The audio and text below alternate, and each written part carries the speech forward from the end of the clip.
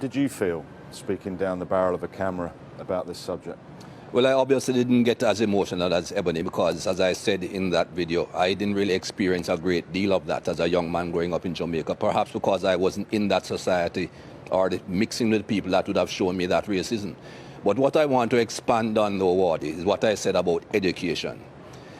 Education is important unless we just want to continue living the life that we are living and continue just having demonstrations every now and again and a few people saying a few things. And when I say education, I mean going back in history. What people need to understand is that this thing stems from a long time ago, hundreds of years ago. The dehumanization of the black race is where it started. And people will tell you, oh, that's a long time ago, get over it. No, you don't get over things like that. And the society has not gotten over something like that. I'll skip all the gap between those long years ago and make one point and then go backward. That lady in the Central Park in New York, Amy Cooper, I think is her name. If she did not have in her DNA the thought process that she was white, this man is black, if I call a police officer, 9 times out of 10 he's going to be white, I'm going to be considered right immediately. The black guy will have to prove that he's not guilty, and by the time he proves that he's not guilty, he might be dead. She had that in her mind from day one. That is why she said and did what she did. How do you get rid of that in the society? By educating both sides, black and white. I hear people talking about brainwashing.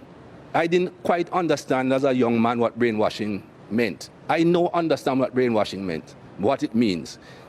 We have been brainwashed, and not just black people. White people have been brainwashed in different ways. I go back many years. Think about religion. You and I are supposed to be Christians.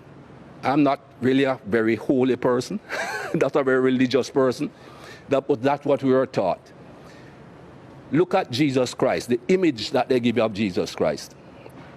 Pale skin, blonde hair, blue eyes.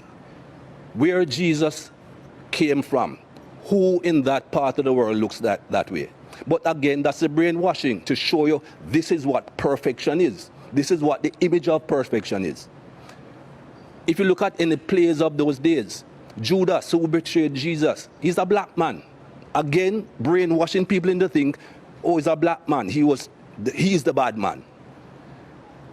Go through history, Wardy. These lights that are shining on us. You can tell me who invented the light bulb, right? Thomas Edison, right? Everybody knows Thomas Edison invented the light bulb.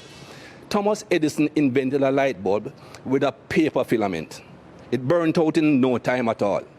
Can you tell me who invented the filament that makes these lights shine throughout? Nobody knows, because he's a black man. It was not taught in schools.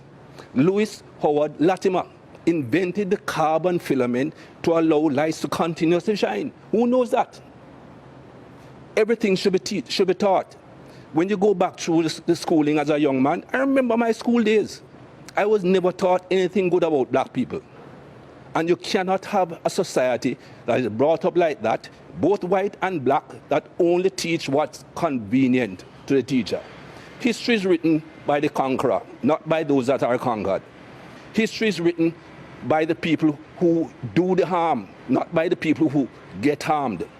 And we need to go back and teach both sides of history. And until we do that and educate the entire human race, this thing will not stop. They keep on telling me there's nothing called white privilege. Give me a break.